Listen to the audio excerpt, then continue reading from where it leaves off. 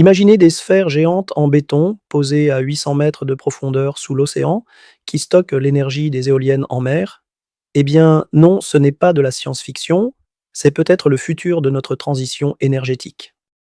Alors aujourd'hui, on plonge littéralement dans une idée aussi folle que fascinante.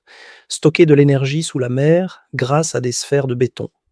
Ce projet s'appelle ST, en SIA, ou plus simplement STENSI, et il pourrait bien révolutionner notre manière d'aborder le stockage d'énergie à grande échelle. Alors, comment ça fonctionne?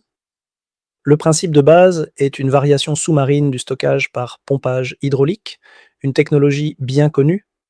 On utilise l'électricité pour pomper de l'eau vers un réservoir en hauteur, puis on la laisse redescendre pour produire de l'électricité en faisant tourner une turbine.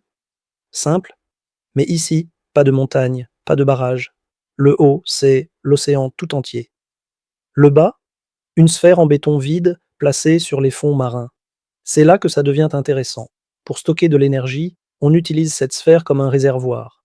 On pompe l'eau de mer hors de la sphère grâce à des turbines réversibles, créant ainsi un vide partiel à l'intérieur. Ce vide représente une forme d'énergie potentielle, car l'eau extérieure, soumise à une immense pression, n'attend qu'une chose: rentrer à nouveau. Et quand on ouvre les vannes, cette eau se précipite à l'intérieur, fait tourner la turbine, et hop, on récupère de l'électricité.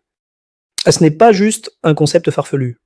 En 2016, un prototype de 3 mètres de diamètre a été testé avec succès dans le lac de Constance, en Allemagne. C'était de l'eau douce, certes, mais la physique est la même.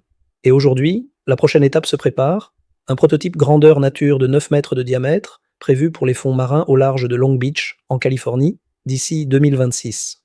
Pourquoi aller si loin, me direz-vous? Parce que ce système répond à un des plus grands défis des énergies renouvelables, leur intermittence. Le vent ne souffle pas toujours, le soleil ne brille pas la nuit. Il nous faut donc des solutions capables de stocker l'énergie sur plusieurs heures, voire plusieurs jours. Et les batteries, bien qu'efficaces sur le court terme, restent chères, peu écologiques et limitées en durée de vie. Autre avantage, pas besoin de grandes surfaces terrestres ni de barrages monumentaux. Le système s'installe discrètement sur les fonds marins, là où l'espace est vaste et inutilisé. D'un point de vue environnemental, les matériaux sont inertes, béton et acier, et les turbines sont conçues pour limiter les impacts sur la faune marine. Mais attention, tout n'est pas simple. La profondeur optimale pour ce système se situe entre 600 et 800 mètres, assez pour une bonne pression, pas trop pour éviter des coûts de construction démesurés. Le béton utilisé doit résister à ces conditions extrêmes, et les pompes doivent être performantes tout en étant durables. Il y a aussi la question du coût d'installation, estimé autour de 1300 $ par kilowatt de puissance, ce qui reste compétitif, mais dépend fortement de la portabilité du projet à grande échelle. Justement, parlons de cette échelle. L'un des points forts de Stancy, c'est son aspect modulaire. On peut créer un véritable champ de sphères, comme on parle de ferme éolienne, et adapter le nombre de sphères selon les besoins.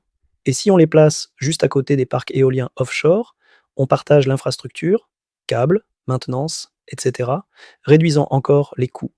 D'un point de vue technique, l'efficacité énergétique tourne autour de 75 à 80%, comparable au meilleur système de stockage par pompage terrestre. Et la sphère elle-même pourrait durer plus de 50 ans, avec un entretien périodique des turbines tous les 20 ans. Alors, est-ce que Stancy a un avenir? Difficile à dire encore. Le test californien sera un moment décisif. Si les performances sont au rendez-vous, ce système pourrait devenir une brique essentielle de la transition énergétique mondiale, surtout dans des pays avec un fort potentiel offshore, comme les États-Unis, le Brésil, le Japon, le Portugal ou la Norvège. Et ce n'est pas une idée isolée. D'autres concepts similaires ont été proposés, y compris par des chercheurs du MIT qui imaginaient utiliser les sphères comme encre pour les éoliennes flottantes tout en stockant de l'énergie. Ce genre de solution hybride montre à quel point l'innovation énergétique passe parfois par des chemins inattendus. Ce qui me fascine, c'est qu'on parle souvent d'aller plus haut, des panneaux solaires dans l'espace, des ballons à hydrogène dans la stratosphère, mais ici, on regarde vers les profondeurs. Peut-être que le futur de l'énergie ne se joue pas seulement dans le ciel, mais aussi dans les abysses. Voilà, c'était notre plongée dans le projet Stancy. Si ce genre de sujet vous parle, si vous aimez les idées qui bousculent, qui interrogent, pensez à vous abonner, à partager ce podcast et surtout à continuer à vous poser des questions. parce qu'on a besoin de plus de curiosité, pas seulement de plus de technologie.